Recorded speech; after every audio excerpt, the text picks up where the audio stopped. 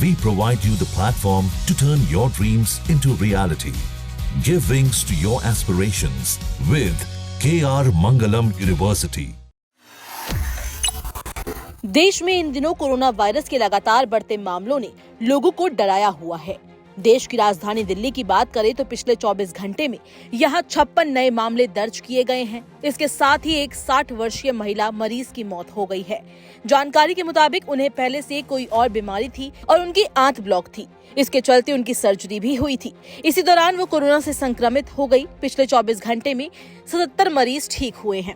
हाल ही में दिल्ली सरकार के स्वास्थ्य मंत्री डॉक्टर पंकज कुमार सिंह ने कहा कि सभी मरीजों में सामान्य खांसी और बुखार के लक्षण हैं। नया वेरिएंट वायरल संक्रमण के रूप में सामने आया है।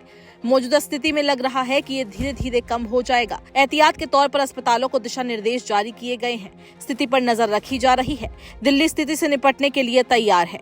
बताया जा रहा है कि ओमिक्रॉन के JN.1 वेरिएंट के स्वरूप में थोड़ा बदलाव आया है। इसकी वजह से संक्रमण देखने को मिल रहा है। ओमिक्रॉन और इसके JN.1 वेरिएंट का संक्रमण पहले भी आ चुका है। उस समय भी ज्यादातर मरीजों में हल्के लक्षण देखने को मिले थे। कोरोना के बढ़ते केस को लेकर दिल्ली की मुख्यमंत्री रेखा गुप्ता ने कहा कि कोरोना के मामले सरकार के संज्ञान में है। अस्पतालों में पूरी तरह से व्यवस्थाएं हैं। एडवाइजरी भी जारी की गई है। स्थिति पूरी तरह नियंत्रण में है। लोगों को घबराने की जरूरत नहीं है। देश भर में कोरोना की स्थिति की बात करें तो 30 मई तक कोरोना के एक्टिव केस की संख्या 2710 थी। इस समय केरल सबसे अधिक प्रभावित राज्य बनकर उभरा है, जहां कोरोना पॉजिटिव केस की संख्या 1147 पहुंच गई है। इसके बाद पश्चिम बंगाल में संक्रमण के 59 नए मामले सामने आए हैं, जिसके साथ राज्य में चिंता का माहौल बन गया है। उत्तर प्रदेश में भी कोविड के मामलों में इजाफा देखा गया है। राज्य में सक्रिय मामलों की संख्या बढ़कर 42 हो गई है। कोरोना के मामले लगभग सभी राज्यों में दस्तक दे चुके हैं। केरल, महाराष्ट्र, दिल्ली, यूपी समेत 6 राज्यों में कोरोना से अब तक 10 से ज्यादा लोगों ने दम तोड़ दिया है। चिंता की बात तो ये है कि वायरस के 4 नए वेरिएंट देश भर में तेजी से फैल रहे हैं। लोगों को सलाह दी जाती है कि सार्वजनिक स्थानों पर मास्क पहनना ना छोड़ें, खासतौर पर बंद और भीड़-भाड़ वाली जगहों पर। अपने हाथों को नियमित रूप से साबुन या सैनिटाइजर से साफ करें।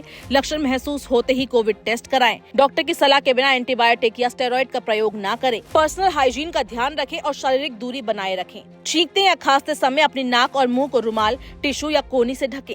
इस्तेमाल किए गए टिश्यू को इस्तेमाल के तुरंत बाद ही बंद डिब्बे में फेंक दें।